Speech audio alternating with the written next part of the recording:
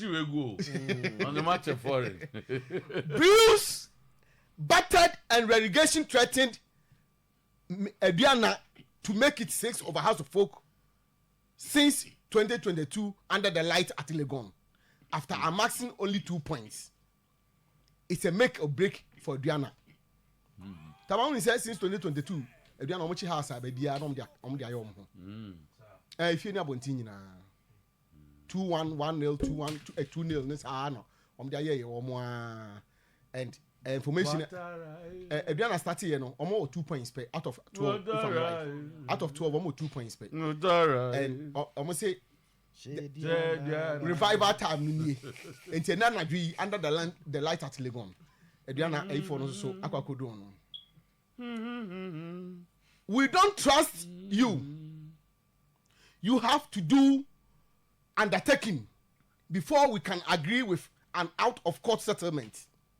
Nana Odro Safo refused an out-of-court settlement between Ebony FC and Lagos Cities after Lagos Cities decided to go for out-of-court settlement. Timer. And they agreed that they are wrong for not paying the tenant this money before Kwame Use Committee.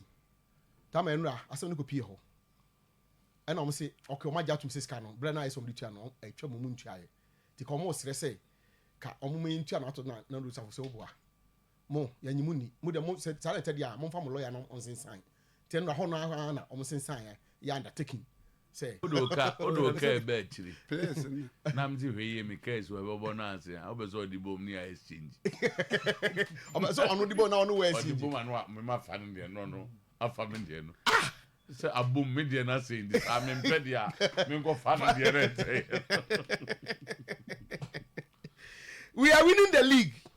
Our medium target this season is to play and represent Ghana in Africa. House MD Anku Adiami assures the fans. Enra X space. Or say medium target craft for House of Folk no to represent Ghana in Africa. So not just this year. Medium. Set targets, or short, medium, and long term.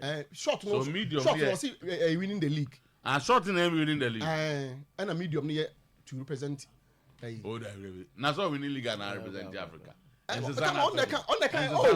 If you win the league, you represent that. Okay. Or we need this year, not next year, represent Africa. I am not a guy who. All voice where there's a voice to be said about Yamunka say. Say, it's in Titama. Or we are not saying the GPL. I mean, we're sure passes track on. And your last one, Nyanko. Oh, there be money in your last one. Was it the GPL is a product owned by the FE. Telecasting it. Then you telecasting it means you are selfish. Omufuso enyi bi no fam pesika. E na omubusa no say we yes we o do. Tama.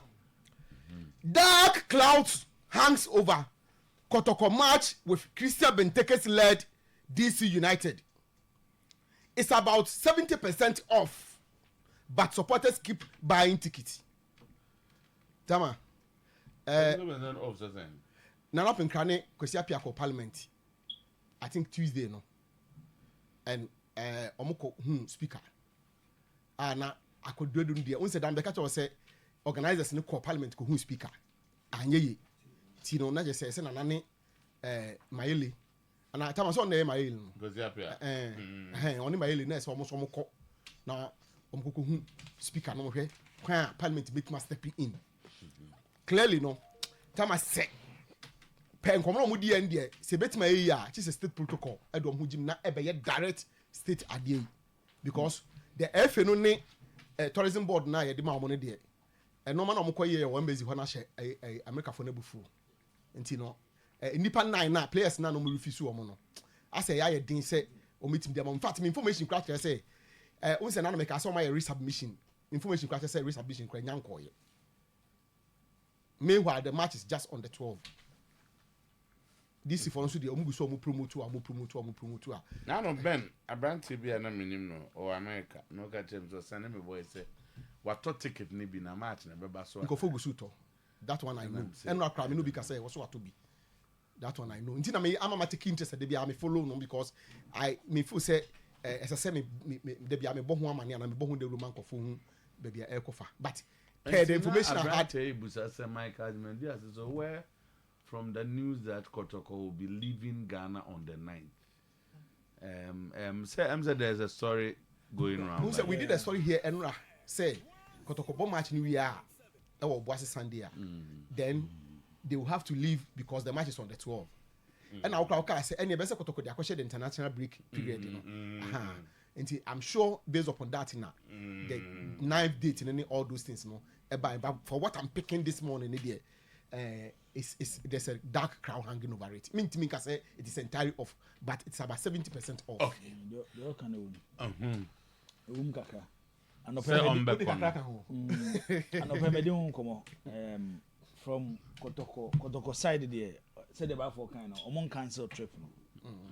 Say more change some certain decisions from the top. Said about for kind of meetings. I'll call Kosono. Inti is your mind say after many Maca Lions game no we are and no who's on Beko and so munko. Yeah, most likely. But you see, baby, I can't corner name. So to say in America for the city. Nipan kono. Omonfa yine we are do let finish speaker make us say it's not done na ye two for say anka be ya anka ompe date fufro no monfa game ni nkose na anka e bia say re application e no be kwa ya no more date their mom because someone they don't change their system. First you have to secure a date and then wait me could embassy no kwa your submission without a date but for yana mostly yana difficult say be ma protocol so on be rem maybe a best call they don't that say protocol which is very difficult very difficult very difficult me yeah e bi o ha hwa me yes chemistry last year kon bia na me say say wait my boy tie for no confirm me say me hwa ade because eno na juna no pe my hold you pa okay boss na eno ahwe UEFA